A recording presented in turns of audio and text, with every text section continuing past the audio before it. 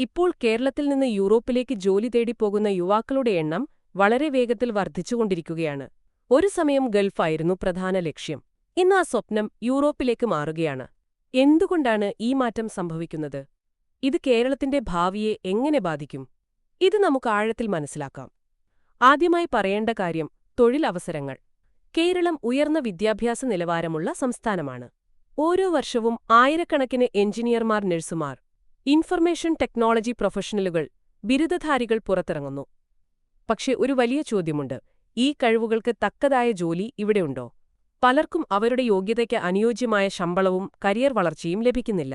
ഉയർന്ന വിദ്യാഭ്യാസമുള്ള യുവാക്കൾ പോലും കുറഞ്ഞ ശമ്പളത്തിൽ ജോലി ചെയ്യേണ്ടിവരുന്ന അവസ്ഥയാണ്. ഇതിനിടെ യൂറോപ്പിൽ മറ്റൊരു യാഥാർത്ഥ്യം നടക്കുകയാണ്. ജർമ്മനി, അയർലൻഡ്, ഇറ്റലി, UK ഇവിടങ്ങളിൽ പ്രായമായ ജനസംഖ്യ വർദ്ധിക്കുന്നു. യുവതൊഴിലാളികളുടെ എണ്ണം കുറയുകയാണ്.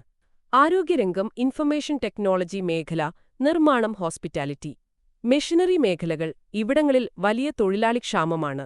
അവർക്ക് യുവാക്കളെ വേണം. കേരളത്തിലെ യുവാക്കൾക്ക് അവസരം വേണം. ഇതൊരു അവസര സമയമാണ്. പക്ഷെ ഇപ്പോൾ നമുക്ക് ചോദിക്കേണ്ട ഒരു കാര്യമാണ്: നമ്മുടെ യുവതലമുറ മുഴുവനും യൂറോപ്പിലേക്ക് പോകുകയാണോ? ഇന്ന് ഒരു കുടുംബത്തിൽ 2 മക്കളുണ്ടെങ്കിൽ കുറഞ്ഞത് ഒരാളെങ്കിലും യൂറോപ്പിൽ ജോലി ചെയ്യുന്നു, അല്ലെങ്കിൽ പോകാനുള്ള തയ്യാറെടുപ്പിലാണ്. ഇത് ഒരു ട്രെൻഡായി മാറിക്കൊണ്ടിരിക്കുകയാണ്. ശമ്പള വ്യത്യാസം മറ്റൊരു പ്രധാന കാരണം. കേരളത്തിൽ ഒരു നഴ്സ് അല്ലെങ്കിൽ ഇൻഫർമേഷൻ ടെക്നോളജി ജോലിക്കാരൻ ലഭിക്കുന്ന ശമ്പളത്തേക്കാൾ യൂറോപ്പിൽ ലഭിക്കുന്ന ശമ്പളം പലപ്പോഴും 2 ഇരട്ടിയോ 3 ഇരട്ടിയോ ആയിരിക്കും. ജീവിതച്ചെലവുണ്ടായാലും സേവിങ്സ് ചെയ്യാൻ സാധിക്കും. യൂറോയുടെ മൂല്യം രൂപയേക്കാൾ കൂടുതലായതിനാൽ വീട്ടിലേക്ക് അയക്കുന്ന പണം കുടുംബങ്ങളുടെ ജീവിതം തന്നെ മാറ്റുന്നു. ഒരു വീട്കുട്ടികളുടെ നല്ല വിദ്യാഭ്യാസം, ഒരു ചെറിയ ബിസിനസ്, ഇവയെല്ലാം സാധ്യമാകുന്നു. ജീവിത നിലവാരവും വലിയ കാരണമാണ്. യൂറോപ്പിൽ മികച്ച പൊതുസൗകര്യങ്ങൾ, മികച്ച ആരോഗ്യ സംവിധാനം, ജോലി സമയ നിയന്ത്രണം, social security, work life balance, ജീവിതം കൂടുതൽ ക്രമബദ്ധവും സുരക്ഷിതവുമാണ്. ഇത് യുവാക്കൾക്ക് വലിയ ആകർഷണമാണ്. കേരളത്തിൽ വിദേശത്തേക്ക് പോകുന്ന സംസ്കാരം പുതുമയല്ല. ഗൾഫ് കുടിയേറ്റം വർഷങ്ങളായി നടന്നിട്ടുണ്ട്. പക്ഷേ ഇപ്പോൾ ഒരു മാറ്റം വ്യക്തമാണ്. ഗൾഫിൽ പലപ്പോഴും സ്ഥിരതാമസ അവസരങ്ങൾ കുറവാണ്. യൂറോപ്പിൽ പെർമനന്റ് റെസിഡൻസി, പൗരത്വം, കുടുംബസമേതം സ്ഥിരമായി താമസിക്കാനുള്ള അവസരം, ഇവ ലഭ്യമാണ്. അതുകൊണ്ടാണ് യൂറോപ്പ് ഇപ്പോൾ ഒരു ദീർഘകാല ലക്ഷ്യമായി മാറുന്നത്.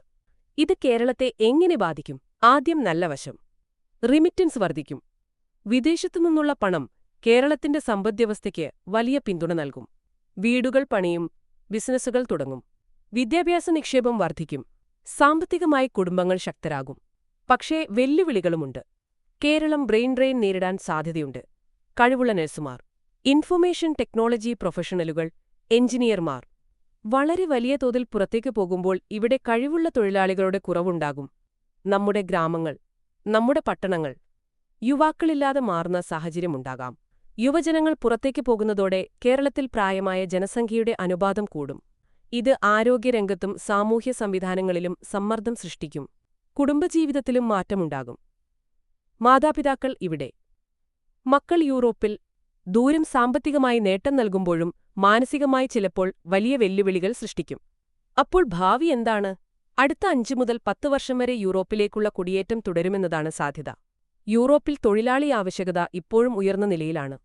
പക്ഷേ ഒരു പ്രധാന ചോദ്യമുണ്ട്: നമ്മുടെ മുഴുവൻ യുവതലമുറയും പുറത്തേക്ക് പോയാൽ കേരളത്തിന്റെ ഭാവി ആരാണ് നിർമ്മിക്കുക? അതുകൊണ്ട് കേരളം ഒരു നിർണായക ഘട്ടത്തിലാണ്. ഉയർന്ന ശമ്പളമുള്ള തൊഴിലവസരങ്ങൾ നാട്ടിൽ സൃഷ്ടിക്കണം. സ്റ്റാർട്ടപ്പ് സംസ്കാരം ശക്തിപ്പെടുത്തണം. ഇൻഫർമേഷൻ ടെക്നോളജി പാർക്കുകൾ വികസിപ്പിക്കണം. വ്യവസായ നിക്ഷേപങ്ങൾ വർദ്ധിപ്പിക്കണം. അപ്പോൾ മാത്രമേ യുവാക്കൾക്ക് നാട്ടിൽ തന്നെ ഭാവി കാണാൻ കഴിയൂ. കുടിയേറ്റം തെറ്റല്ല. അത് വ്യക്തിയുടെ വളർച്ചയ്ക്കും സാമ്പത്തിക സുരക്ഷയ്ക്കും സഹായിക്കും. പക്ഷേ ഒരു സംസ്ഥാനത്തിന്റെ ദീർഘകാല വളർച്ചയ്ക്കായി കഴിവുള്ള ആളുകളെ നിലനിർത്താനും ശ്രദ്ധിക്കണം.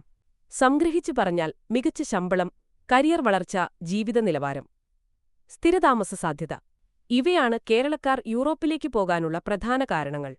ഇത് സാമ്പത്തിക ഗുണം നൽകും. പക്ഷേ കഴിവുള്ള യുവാക്കളുടെ കുറവ് ഒരു വലിയ വെല്ലുവിളിയായി മാറാം.